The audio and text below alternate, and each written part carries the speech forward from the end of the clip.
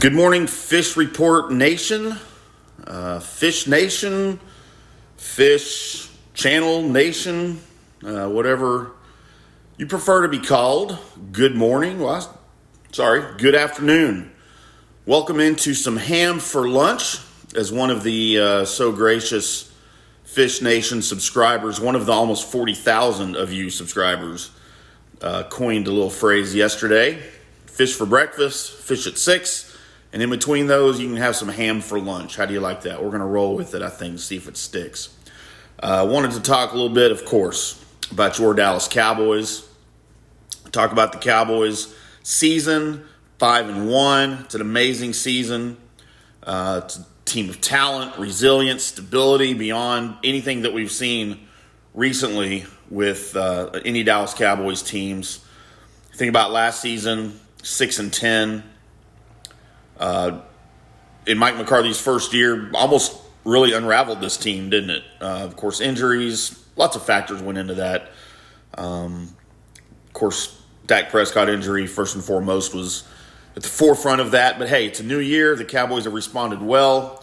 I wanted to cover a couple of things about why this season's different, how it can get better, and do the Cowboys have a chance at contending for a Super Bowl in 2021? By the way, thank you to all the subscribers for welcoming me and all the new people here on the Fish Nation channel back into the fold here. Lots of great comments and lots of messages on Twitter from you guys. At IndyCar Tim is where I am on Twitter. Appreciate you finding me there. Got a ton of new subscribers from the channel here, and looking forward to many, many more. Fish has mentioned it before we get into some Cowboy stuff here. The channel is expanding, obviously. For those of you that are dedicated Fish guys, he's not going anywhere. He's still going to have all of his great content here. He's just giving some of us little people a chance to help him out and expose us to a great following in Fish Nation.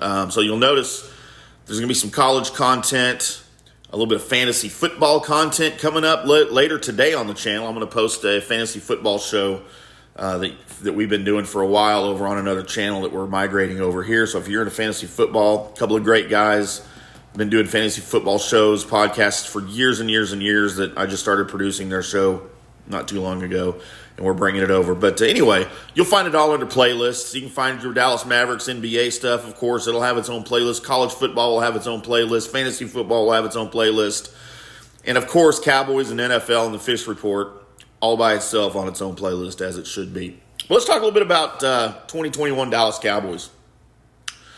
You know, Dak Prescott, I think, has, of course, made a huge improvement. I don't mean just from last season, of course, after 4.5 games, the injury against the Giants, but really he's made a vast improvement, even above and beyond before he was injured. Of course, he was having a great MVP season before the injury last year, but on records for career stuff. And he's there again this year. Nothing's really changed except he's not hurt. So we're hoping that the consistency stays. The Cowboys committed $40 million to Dak Prescott per year, $160 million total. Of course, before he even rehabbed from that injury, that's showing a lot of faith in Dak and the fact that he could come back from that injury, and it's proving to be the right move for sure. He has repeatedly validated that decision.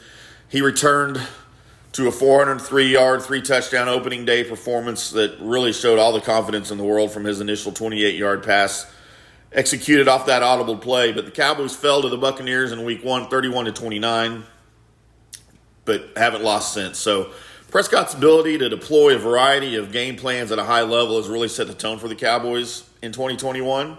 He's one of just 2 quarterbacks this season to pass for 400 yards in multiple games. He's also deferred to a powerful run game when it was time to do that. So he's moldable. He can do it either way.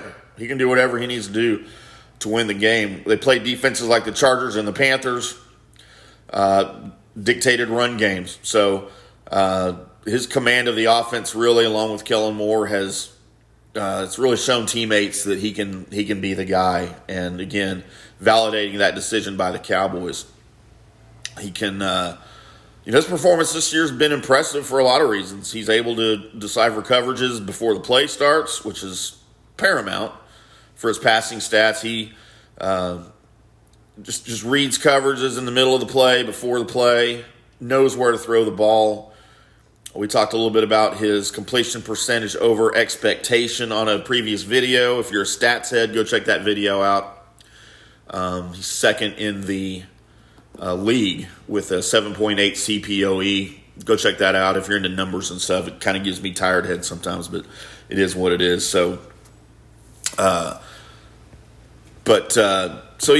the fact that he had 445 passing yards against a Bill Belichick-led Patriots defense, the most ever, not the season, ever, by a Bill Belichick-led defense, just shows really where he's at. So what does Dak Prescott need to do to get better this season?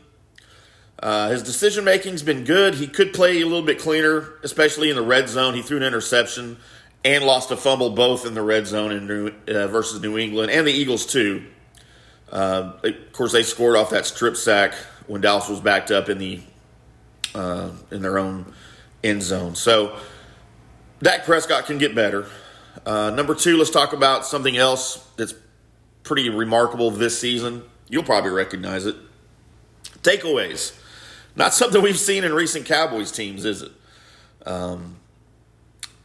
So, of course, quarterbacks will continue to insist that they don't avoid Trayvon Diggs. They're not throwing at him. Well, they have to throw at him because nobody else is open. His guy's not open. They're not going to just not throw the ball. But the Cowboys cornerback is only second in the NFL, only the second NFL player since 1970 with 7 interceptions in the first 6 games of the season. Nobody's avoided picks from him, and twice he's returned a pick for a touchdown. Diggs reminds the Cowboys defensive backs coach Al Harris of Marcus Peters. If you guys are familiar with Peters, Harris coached him in Kansas City when Peters tied for the league lead in interceptions with 8 in 2015. Diggs is clearly going to surpass that here with 7 with 6 games, by the way. The club record, if it hasn't been beaten into the ground enough yet this season, club record is 11 in 1981 by none other than Everson Walls. And Diggs should clearly surpass that. NFL record 14 by Dick Knight Train Lane in 1952 with the Rams. So, but dating back to December, the Cowboys have secured multiple takeaways in 10 consecutive games. They're 14 this season, is second in the league, and the Bills are the only team that's better. 7 different defenders have intercepted a pass, forced a fumble, or recovered a fumble. What do they need to do to get better? So, not a lot. They just need to keep doing what they're doing, right? They still allow far too many yards on defense due to mainly explosive plays. They allow a lot of big plays, and that kind of bend don't break mentality on defense will do that to you.